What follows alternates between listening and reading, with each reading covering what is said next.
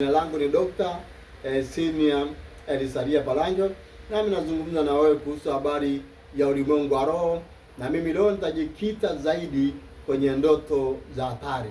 Ndoto yote ambayo unaiota nyakati ambazo umetulia na mawazo yako yakiwa hayana majibu, maana yake umelala na usingizi ule, akili zako zina capture tu mambo ya ulimwengu wa roho kwa sababu zimepumzika katika mambo ya ulimwengu huu. Na unapoota ndoto yoyote, hakikisha kwamba unaifanyia kazi au unaiandika na kuifuatilia kimaandiko, kwa sababu kila ndoto ina ajira au inaweza kuwa na ishara ambayo ni hatari. Kwa hiyo zile ambazo zinakuwa na ishara ambazo ni za hatari, ni vyema sana uweze kuzidhibiti. Ndoto za hatari: unapoota mbwa wakali wanakushambulia, mbwa wakali wanakushambulia, maana yake ni watu wabaya wamegeuzwa mioyo yao kuwa na roho ya mbwa kwa ajili ya kushambulia wewe. Sasa ukiota mbwa anakushambulia, kama uko ofisini, kama wewe ni mfanyakazi au ni mtu ambao kuna namna ambao kuna watu wengi mnakutana nao kwa namna moja au nyingine, unaweza ibilisi akapitia kwenye eneo la kazi, kama uko kwenye eneo la kazi, au kama ni kwenye eneo la biashara, au kama ni eneo la huduma kwa kanisa. Unapoota kwamba mbwa wanakushambulia, maana yake hiyo ni hatari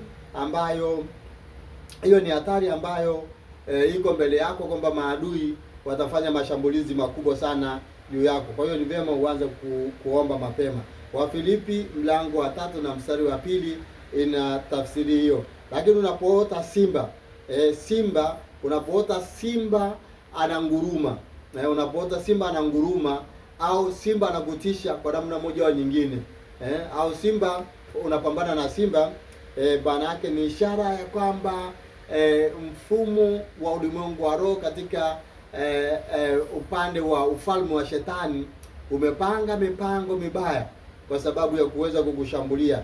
Imeandikwa katika kitabu cha Petro wa kwanza mlango wa 5 na mstari wa 8. Lakini unapoota mtu mwenye silaha anakuja kwako, unapoota unapigwa risasi, wakati fulani unaweza kuota unapigwa risasi, au watu wamekushambulia na fimbo, au umeshambuliwa kwa mikuki, au umeshambuliwa kwa mishale, au basi silaha nyingine zozote, basi ujue kwamba hizo ni ishara mbaya ambazo ziko mbele yako, na ni vema sana uanze kuomba, kwa sababu utashambuliwa na adui. Imeandikwa na tafsiri katika kitabu ya Zaburi mlango wa 11 na mstari wa 2. Hiyo umeona kwamba ni shambulizi la hatari. Jina langu ni Dr. Senior Elisaria Palanjo.